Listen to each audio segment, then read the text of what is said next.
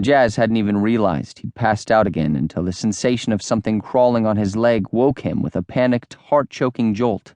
Without thinking, he slapped at whatever it was, bringing the heel of his palm down hard on the makeshift bandage he'd wrapped around the bullet wound. For a moment, the pain was so huge and broad and blinding that he froze, mouth agape, utterly silent, unable to move even his lips for the shock of it. But in the next instant, he screamed, once, short. He had nothing else in him, no fuel for a further bellow of pain. He whimpered instead, desperate to cradle his leg in both hands, terrified to do so. The space around the entry wound felt swollen and ripe, the bandage tighter than it had been. Tears spilled down his cheeks. It wasn't some rodent or insect on his leg as he'd feared, and he dearly wished it was as simple and as easy to deal with as a stray roach or rat. No, it was blood. His own blood, of course.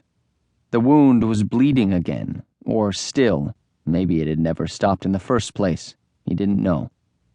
He flipped open Dog's cell and shined it on his bare leg. A trickle of blood wended its way down to his knee. That's what he'd felt in his sleep. Damn it, damn it, damn it. He didn't know what else to do. The thought of trying to dig in there for the bullet again made him swoon. Could he rewrap the wound, even tighter? Apply a tourniquet?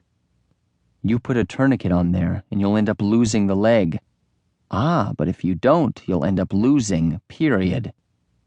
He picked at the edge of the duct tape with which he'd circled his thigh. As he peeled it away, it pulled on the hair on his legs, but that pain was nothing compared to when he had to tear the makeshift bandage, his shirt sleeve, away from the open wound itself. He bit down on the same shoe tongue he'd bit down on when getting his pants off. Felt like years ago he'd done that. Years. It had been hours, maybe.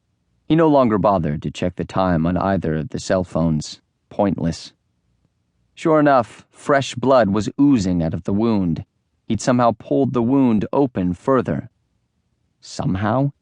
With all the thrashing around I've been doing, I'm surprised the whole damn leg didn't fall off. He flashed on a brief tableau of himself without that leg, crutching along a sidewalk somewhere, or limping the hallways of Lobo's Not High on a blade, more of a freak than ever. At least the outside would match the inside. He had to stop the bleeding, but he had no idea how to do it, other than a tourniquet up high on his leg, right up around the groin, really. He'd lose everything from an inch or two below the hip all the way down to his toes. Was this really a debate to be having?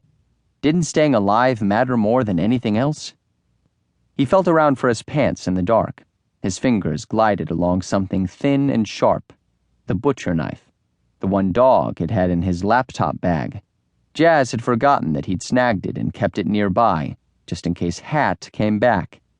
He laughed at himself. The very idea. What would he do if that door slid up and Duncan Hershey wandered in? Gesture threateningly from the floor before Hat put a bullet between his eyes? And you told the cops Hershey wasn't the guy. So confident, weren't you? He's not the guy, you said. It's not him, you said. Moron. How's that working out for you now? Skipping the knife, he slapped his hand in the dark until he found his pants. Dragging them over to him, he lay on his back, the pants piled on his chest as he threaded his belt out from the loops. It would suffice as a tourniquet. Wait, do I need to do this? Dummy. With his elbows in one good leg, he managed to drag himself across the storage unit until he bumped against the body of Oliver Balsamo, the deceased half of the Hat Dog killer. Good. He'd left Balsamo's body near one of the workbenches. Gritting his teeth against the strain and the pain, Jazz used his hands to lift his shot leg as high as he could, then gently lowered it until he felt the solid wood of the workbench at his heel.